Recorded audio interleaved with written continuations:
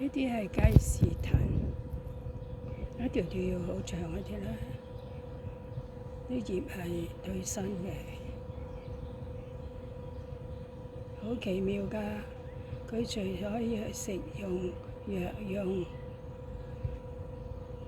仲有一樣好奇妙嘅功用。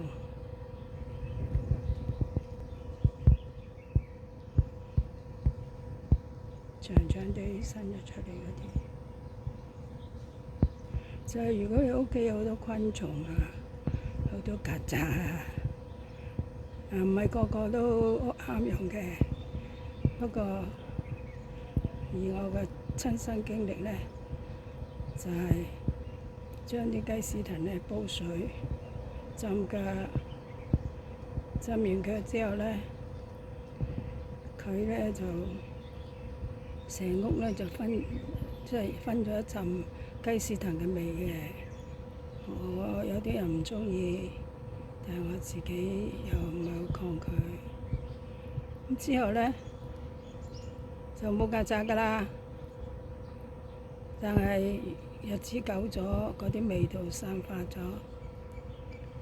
咁又可能又會有少少出現嘅啦。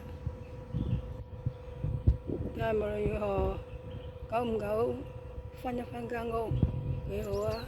又或者炆咗啲雞屎藤之後呢，擺喺屋企，佢慢慢呢就會乾，乾咗之後個味呢就更加濃嘅。如果唔受得就冇得講咯，如果受得嘅就冇曱甴咯。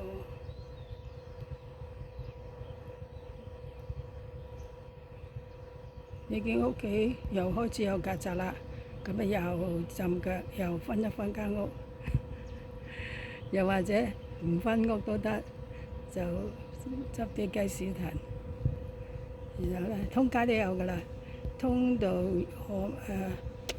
處處都有嘅，山邊啊、潮濕嘅地方啊嘅地方就有㗎啦。山上就冇喎，少啦。